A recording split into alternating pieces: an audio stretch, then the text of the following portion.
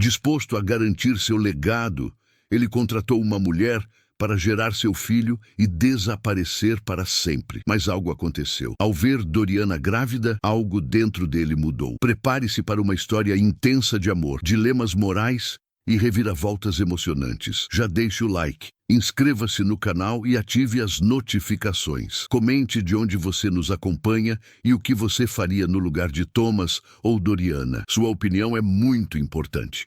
Existem histórias que nos fazem repensar tudo o que acreditamos sobre amor, sacrifício e destino. E essa é uma delas. Imagine um homem que tem tudo: poder, fama, dinheiro, respeito, mas que, ao deitar-se todas as noites em sua cobertura solitária, sente o eco de um vazio que o dinheiro jamais poderia preencher. Thomas sempre acreditou que estava no controle de tudo, até do futuro. Mas o que fazer quando o tempo começa a cobrar o que a vida negou? Ele era estéril. E pior, sua herança bilionária, construída com suor e estratégias frias, estava condicionada a um detalhe simples: um herdeiro. Não um sucessor de negócios, mas um herdeiro de sangue. E foi assim que ele arquitetou um plano milimetricamente calculado. Nada de casamento, nada de envolvimento emocional, apenas um contrato. Uma mulher discreta, saudável, de boas origens, que aceitaria gerar seu filho, receber uma fortuna e desaparecer. Essa mulher se chamava Doriana, jovem, sonhadora, cheia de cicatrizes invisíveis que a vida deixou. Ela aceitou o acordo. O valor era alto demais para negar, e as promessas de que nada mais seria exigido pareciam claras. Mas o que nenhum dos dois imaginava é que o amor não aceita contratos. Aos poucos, os olhares se cruzaram com mais intenção do que deveriam. Os silêncios deixaram de ser vazios, e quando Tomás viu Doriana carregando seu filho, algo nele, algo que ele acreditava estar morto há muito tempo, despertou. O que você faria se precisasse escolher entre cumprir um acordo que parecia seguro ou abrir mão de tudo por um amor que chegou sem ser convidado? Essa história fala sobre o inesperado, sobre aquilo que nos arrebata quando achamos que temos tudo sob controle. E mais, ela nos convida a refletir sobre o que realmente vale a pena. Você está pronto para mergulhar em um enredo onde o amor desafia contratos, a dor revela a humanidade e o improvável se torna inevitável? Então prepare-se, porque o que você vai ouvir agora pode tocar mais do que sua curiosidade, pode tocar seu coração. Era inverno em Zurique e a cidade dormia sob um manto silencioso de neve. No último andar de um prédio envidraçado com vista para os Alpes suíços, um homem caminhava em silêncio. Os pés descalços tocavam o mármore frio enquanto ele encarava seu próprio reflexo no vidro. Thomas Walden, 42 anos, bilionário, CEO de uma das empresas de investimentos mais poderosas da Europa. Um homem que construiu um império do nada, ou, como ele mesmo dizia, do abandono. Filho de um diplomata ausente e uma mãe depressiva, Thomas cresceu em colégios internos, longe do calor familiar, cercado por regras, silêncio e expectativa. Desde cedo, aprendeu que o amor era frágil demais para ser confiável, e por isso se blindou. Seu único amor verdadeiro, o poder, a estabilidade, o controle. Mas naquela noite fria, diante da sua própria imagem cansada, Thomas refletia sobre uma simples, mas devastadora frase dita por seu advogado naquela tarde: se o senhor não tiver um filho legítimo até os 43 anos, a maior parte da fortuna da família será revertida ao governo suíço, conforme o testamento do seu avô. Uma cláusula esquecida. Um detalhe enterrado em meio a uma herança que ele nunca valorizou de fato. Até agora, Thomas era estéril, a consequência de um problema de infância mal diagnosticado. Nenhuma mulher sabia disso. E, de fato, poucas mulheres sequer ficaram tempo suficiente ao seu lado para se importarem. Seus relacionamentos eram curtos, elegantes, baseados em conveniência e luxo. O amor não cabia no seu vocabulário, muito menos na sua agenda. Mas agora ele precisava de um filho. Não por desejo, mas por exigência, por poder, por orgulho, por sobrevivência. Foi quando uma ideia se apresentou de forma fria e eficiente: contratar uma mulher para gerar o filho. um contrato, um valor significativo e a garantia de que ela jamais tentaria reivindicar nada. Sem escândalos, sem laços, sem complicações. Doriana Silva surgiu entre centenas de perfis. Uma jovem de 27 anos, brasileira, residente em Portugal, com histórico médico impecável, sem vícios, com excelente formação, mas vivendo uma vida modesta como cuidadora de idosos. Solteira, sem filhos, sem pendências legais. Discreta, bonita, mas com olhos que escondiam histórias difíceis. O encontro entre Thomas e Doriana foi arranjado por uma agência especializada. Tudo parecia simples. Ela receberia uma quantia milionária, com depósitos parciais durante a gravidez e o restante após o parto, em troca do total anonimato. Nenhum contato com a criança, nenhuma tentativa de aproximação futura. Você será como uma sombra nesse processo, discreta, respeitada, mas invisível, disse o consultor jurídico. Doriana escutou tudo com olhos fixos, mas coração tremendo. A proposta era absurda, dolorosa, mas irrecusável. Seu irmão mais novo precisava de um tratamento caríssimo no Brasil. Sua mãe vivia de remédios para a depressão e ela mesma carregava uma culpa profunda. Anos atrás, havia engravidado de um namorado abusivo, mas perdera o bebê num aborto espontâneo. A dor nunca passou.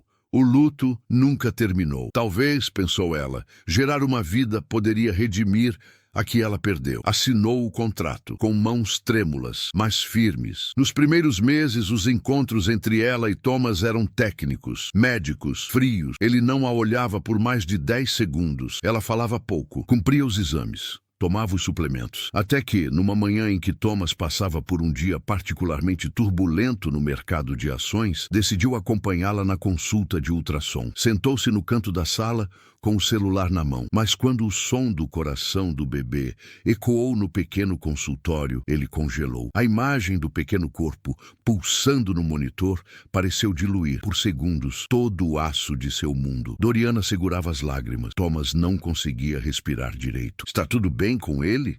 Ele perguntou, num tom que nem ele mesmo reconheceu. Foi a primeira vez que Thomas se referiu ao bebê como ele, não como um projeto. Não como uma cláusula contratual, mas como alguém, como uma vida. E Doriana notou isso. Depois daquela manhã, algo sutil mudou. Thomas começou a perguntar se ela estava se alimentando bem. Mandava cestas com frutas brasileiras à sua casa. Trocavam poucas palavras, mas os olhares diziam mais do que deviam. Era o início do erro. Ou o início de um milagre. O problema é que o contrato era claro, nenhuma ligação, nenhuma continuidade, e os dois sabiam que, caso se envolvessem, toda a estrutura do acordo poderia ruir. A mídia descobriria. A família de Thomas, os poucos primos e tios que desejavam tomar sua fortuna, se aproveitaria. Ele perderia tudo. Ela seria taxada de aproveitadora. Mas o que fazer quando o inesperado começa a ocupar o espaço que antes era só cálculo? Na sexta semana, Thomas pediu para vê-la fora da clínica. Levaram café em silêncio, num restaurante discreto. Doriana sorriu pela primeira vez. Na nona semana, Thomas segurou a porta do carro por mais tempo que o necessário. Ela disse, obrigada, com os olhos marejados. Na 13ª semana, ele sonhou com ela. Não com o filho, com ela. Um sonho bobo. Ela sorria, balançando uma criança no jardim de sua casa de infância. Mas ao acordar, ele percebeu que o que mais queria naquele momento era voltar a dormir. Como alguém pode despertar o que parecia morto dentro de um homem que se blindou contra a vida? Thomas começava a perceber que talvez seu maior legado não seria o filho que viria, mas o amor que nascia em silêncio, sem contrato, sem aviso. E a pergunta que começava a sussurrar nas madrugadas era: será que ele teria coragem de rasgar o contrato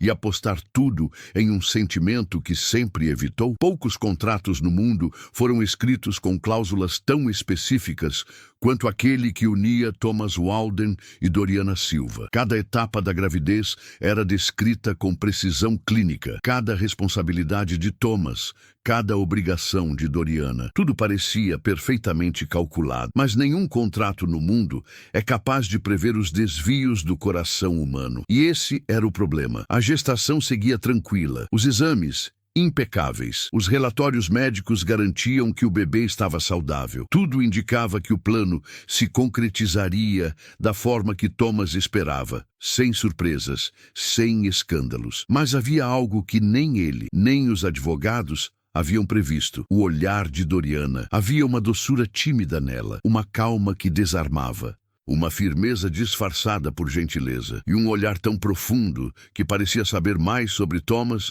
do que ele mesmo gostaria. Ele, por outro lado, mantinha a aparência impenetrável. Vestia seus ternos sob medida, seus silêncios meticulosos, sua elegância robótica.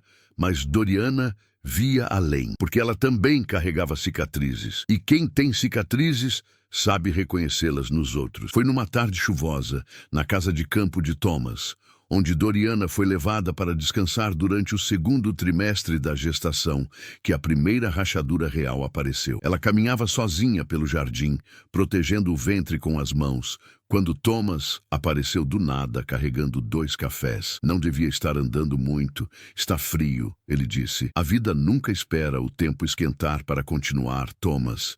Ela respondeu, encarando o céu nublado. Foi a primeira vez que ele sentiu a frase como um soco, como se estivesse sendo lembrado de algo que tentava esquecer, que a vida é imprevisível e que algumas tempestades não esperam você se preparar para cair. Sentaram-se e ficaram em silêncio. Um silêncio denso, intenso. Um silêncio que dizia tudo que o contrato proibia. Doriana, então, revelou algo que Thomas nunca esperou ouvir. Eu tive um filho uma vez. Não chegou a nascer e nunca consegui chorar por ele. Mas agora, às vezes, eu sinto como se ele estivesse voltando para mim. Thomas ficou paralisado. E por que aceitou esse contrato, então? Ele perguntou, finalmente olhando nos olhos dela. Porque meu irmão vai morrer se eu não pagar o tratamento. Porque minha mãe não tem mais forças. Porque eu precisava transformar minha dor em alguma coisa útil. E você apareceu. Aquelas palavras o destruíram por dentro. Naquela noite, Thomas não dormiu. O silêncio da casa era mais pesado que nunca. E, no fundo, ele começava a entender uma verdade incômoda. Doriana não era uma gestante contratada. Era uma mulher que havia decidido sacrificar parte de si por amor. E isso o desestabilizava, porque, no fundo, ele nunca conheceu alguém assim. No dia seguinte, cancelou uma reunião internacional para levá-la pessoalmente à consulta médica. Era algo pequeno, um gesto simples.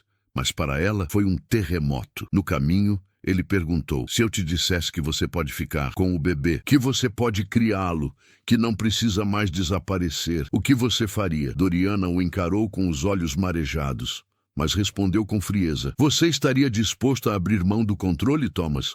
Ou está só curioso para saber até onde pode ir? A pergunta calou fundo, porque era exatamente isso. Ele queria saber, mas não sabia responder. O jogo de poder entre eles começava a mudar. Doriana, apesar de vulnerável, começava a mostrar uma força que Thomas nunca conheceu em nenhuma mulher. E isso, ironicamente, o fazia amá-la ainda mais. Mas a dor vinha logo atrás. Doriana começou a sonhar com o bebê, a sentir algo que o contrato não previa. Um vínculo. Não era apenas biológico, era espiritual, emocional. O bebê chutava quando ela ouvia a voz de Thomas. Ele respondia aos estímulos da música brasileira que ela colocava no quarto. Era como se, no ventre, já estivesse tentando unir os dois. Mas havia o contrato e o medo. Porque ela sabia, se demonstrasse demais, Thomas poderia se afastar. E se calasse, poderia perder a chance de viver algo que talvez jamais se repetisse. No 4º mês, um novo obstáculo surgiu. O pai de Thomas, um homem recluso, ex-diplomata, descobriu sobre a gravidez. Você se meteu numa armadilha emocional, Thomas. Essas mulheres sabem usar o ventre como chantagem. A frase do pai não saiu da cabeça dele por dias, porque era cruel, sim, mas era exatamente o que a sociedade pensaria. A mídia, o mercado, os acionistas, todos veriam aquela gravidez como uma jogada de Doriana para se tornar mãe do herdeiro Walden. Mas, e se ela realmente estivesse sentindo o que Thomas começava a sentir? E se aquele bebê fosse mais do que uma exigência legal? E se fosse o início de uma nova vida? Para os três, o dilema moral se instalava com força total. Doriana, por sua vez, começou a preparar silenciosamente sua despedida. Sabia que, no fim da gravidez, teria que desaparecer. Já havia combinado com a agência uma viagem para um país onde pudesse recomeçar, mas o coração não estava mais pronto para partir. Ela começou a deixar bilhetes escondidos nos livros que Thomas lia, frases sobre amor, sobre tempo, sobre entrega, e Thomas os encontrava, mas fingia não saber de onde vinham. Até que num deles havia uma frase: a gente só percebe o quanto ama alguém quando imagina esse alguém indo embora. Naquela noite, Thomas desceu para o jardim às 3h da manhã. Doriana também estava lá, em silêncio, sentada no balanço. Ele se aproximou, olhou para ela e pela primeira vez disse: eu te vejo, Doriana, e não é como uma sombra. Ela chorou. E ele também, pela primeira vez. Mas antes que o amor florescesse de vez, algo inesperado aconteceu. Doriana desmaiou. O pânico se instalou. Corrida ao hospital, pressão alterada. O bebê estava bem, mas os médicos advertiram: estresse emocional, sobrecarga e fortes alterações hormonais associadas a sintomas de ansiedade severa. Ela precisa descansar e ficar longe de emoções fortes, disse a médica. Mas como descansar quando o coração está em guerra? Nada mais foi igual depois do susto no hospital. Doriana ficou internada por 2 dias sob observação. Thomas não saiu do lado dela por nenhum minuto. Ficava ali, sentado ao lado da cama, olhando para a mulher que contratou e que agora ocupava espaços que ele nem sabia que estavam vazios. Ele lembrava de uma frase do pai: não há espaço para amor quando se assina contratos com o coração. E naquele momento, ele começava a entender o que aquilo significava. Mas a verdade é que o problema não era o contrato, era o que aquele contrato havia despertado nele. Doriana, por sua vez, despertava para outro medo, o de amar alguém que não nasceu para amar. Nos primeiros dias após o susto, Thomas tentou controlar tudo, remarcou compromissos, cercou Doriana de enfermeiras e conforto. Tentava, desesperadamente, transformar o cuidado em amor, mas ela via o que ele fazia, construía cercas em torno dela. E Doriana nunca foi do tipo que se rende à prisão, mesmo que dourada. Numa tarde de outono, ela o confrontou. Você me trata como uma boneca de porcelana. Eu não sou frágil, Thomas. Estou grávida, não inválida. Ele se calou, mas por dentro algo doía. Era como se cada palavra dela o colocasse diante do homem que ele realmente era, e não do que fingia ser. Doriana continuou: você quer que eu fique, mas não quer admitir que isso é amor. Porque se admitir, vai ter que lidar com tudo que isso significa. Silêncio. Ela estava certa. Thomas a queria perto. Queria ver o bebê nascer. Queria que ela ficasse. Mas o medo do julgamento, da exposição, da rejeição familiar era enorme. Porque amar uma mulher contratada para gerar um filho não era romântico. Era escandaloso. Era antiético. Era arriscado. Mas também era real. E então, as cartas começaram a virar. A imprensa descobriu.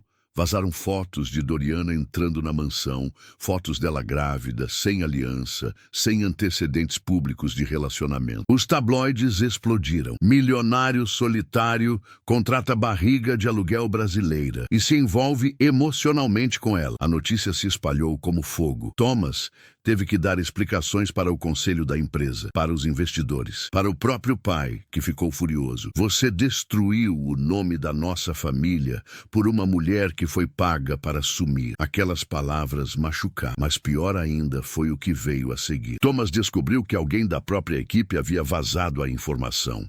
Não foi um acidente, foi sabotagem. E tudo indicava uma pessoa, Leonor, sua ex-noiva, com quem rompeu o noivado justamente por não acreditar mais no amor. Ela era elegante, inteligente e amargurada. Leonor apareceu de surpresa na mansão, como se nada tivesse acontecido. Você quer mesmo arruinar tudo por uma mulher simples que vai usar esse bebê como trampolim social? Doriana não é isso. Você não a conhece. Exato. E você também não. Está cego. Você sempre quis o controle. Agora vai deixar que alguém tire isso de você? E então veio o golpe final. Você acha mesmo que ela não sabia que seria fácil te conquistar? Thomas, ela estudou cada movimento seu. Ela sabe como você pensa. Ela te estudou antes mesmo de aceitar o contrato. Acha que foi coincidência? Essa acusação caiu como veneno no coração de Thomas. Leonor sabia o que dizia. Jogava com palavras afiadas e conseguiu plantar a dúvida. Naquela noite, Thomas voltou para casa em silêncio. Doriana o esperava com um jantar simples. Estava radiante. O bebê havia dado um chute forte. O primeiro. Ela queria dividir aquele momento com ele, mas Thomas apenas olhou, murmurou algo e subiu. Doriana sentiu que algo havia mudado. Sentiu o peso do mundo entrando pela porta daquela casa. Nos dias seguintes, Thomas se afastou. Voltou a trabalhar mais, passou noites fora. Evitava conversas longas, evitava olhar nos olhos de Doriana. E ela sofria calada. Começou a pensar que talvez Leonor estivesse certa. Talvez ela fosse mesmo uma ilusão conveniente para um homem solitário. Talvez tudo o que ela sentia fosse unilateral. E então começou a planejar a partida. Começou a empacotar as coisas, a deixar bilhetes de despedida e até escolheu o nome do bebê sozinha para que não restasse dúvidas. Gael. O nome que ela daria ao filho que carregava e que não veria crescer. Mas então, algo inesperado aconteceu. Thomas ouviu uma gravação. Sim, uma gravação escondida nos arquivos da agência de contratos. Era uma conversa de Doriana com a diretora, antes de aceitar o trabalho. Na gravação, ela dizia: "Não quero saber quem ele é. Não me interessa o sobrenome, o dinheiro, nada. Só quero salvar meu irmão. E depois disso, sumir, porque esse tipo de coisa não é para mim. Eu sou só uma ponte." E ao ouvir isso, Thomas chorou. Chorou de verdade. Porque ali estava a prova de que ela não era uma manipuladora. Ela não havia planejado se envolver. Ela só queria ajudar. Ela era pura. E ele havia duvidado. Correu para casa. Mas era tarde. Doriana havia partido. Levou apenas a mala. Deixou todos os presentes caros e um bilhete. O amor, Thomas, não é um contrato. É um ato de coragem. Eu amei você. Mas você preferiu a dúvida. Thomas ficou parado no quarto vazio. O silêncio gritava. E ali caiu de joelho. Ele mobilizou toda a equipe para encontrá-la. Mas Doriana desapareceu sem deixar rastros. E o que era uma história de contrato e conveniência, agora era uma corrida contra o tempo, porque ela estava grávida de 7 meses. E Thomas sabia, se não a encontrasse a tempo, poderia perdê-la. Não só ela, mas o único pedaço de amor verdadeiro que conheceu na vida. Doriana partiu com apenas uma mala e uma certeza. Não podia mais ficar em um lugar onde o amor precisava de prova. Ela não queria que o filho crescesse num lar onde desconfiança e poder falavam mais alto que afeto. Foi embora para o interior, escondida na casa de uma tia distante, em uma cidadezinha pacata no sul de Minas Gerais. Ali, rodeada de natureza, silêncio e cheiro de café no coador, Doriana tentou esquecer. Mas como esquecer alguém que te olha como se você fosse lá? A cada noite sentia o bebê mexer. A cada dia escrevia cartas que nunca enviava, todas para Thomas. Enquanto isso, Thomas Walden estava em colapso. Mandou investigar todas as regiões onde Doriana poderia estar. Ofereceu recompensa para informações.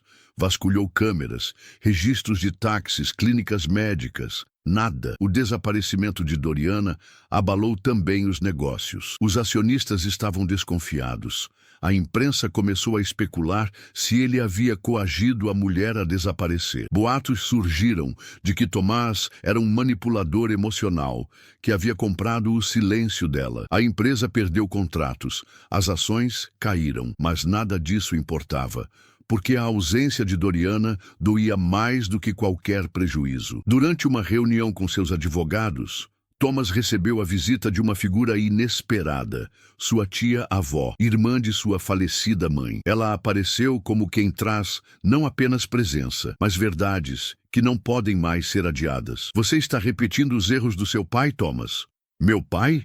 Ele me ensinou tudo o que sei, sim, mas não te ensinou a amar. A velha senhora contou um segredo guardado por anos. A mãe de Thomas havia engravidado de um homem humilde antes de conhecer o pai dele. Mas a família rica forçou o aborto por honra. O pai de Tomás só aceitou se casar com a mãe dele depois que ela obedeceu. Ela viveu infeliz. Morreu cedo, de tristeza. Thomas ouvia aquilo em choque. Aquela era a raiz do medo dele de amar. O DNA do controle, da desconfiança, da rejeição à fragilidade humana. Ele percebeu que estava reproduzindo com Doriana o mesmo padrão destrutivo que destruiu sua própria mãe, e decidiu: não seria o próximo elo dessa corrente cruel. Numa madrugada insone, Thomas revistava arquivos antigos de Doriana.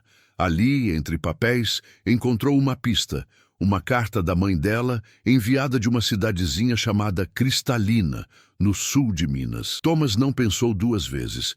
Pegou um jatinho particular e seguiu viagem. Chegando lá, foi direto à pequena pensão da cidade. Mostrou a foto de Doriana e, finalmente, alguém reconheceu. Ela está na casa da dona Maristela, na colina. Chegou aqui com um barrigão, quase ganhando menino. Thomas correu. Chegando à casa simples, de paredes descascadas e varanda florida, ele a viu. Doriana estava sentada sob a sombra de uma árvore, acariciando a barriga. Cantava uma canção de ninar, radiante, serena, longe de tudo, mas não dele. Ele hesitou.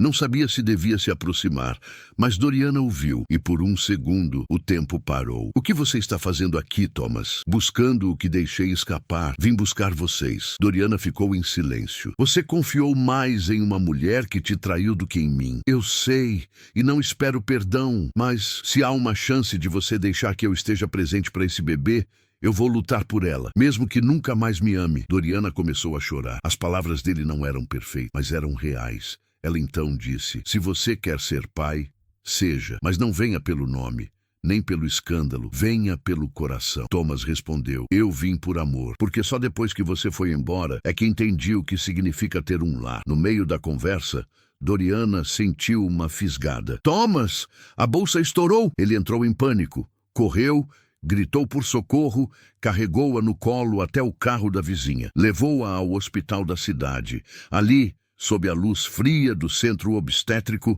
Thomas segurou sua mão e chorou ao ver seu filho nascer, um menino, Gael. Quando a enfermeira colocou o bebê em seus braços, Tomás murmurou: esse é o começo de tudo, meu filho. Tudo muda a partir de agora. Doriana, exausta, sorriu. Era como se tudo que viveu até ali, todos os medos, dores e fugas, tivessem servido apenas para levá-la àquele momento.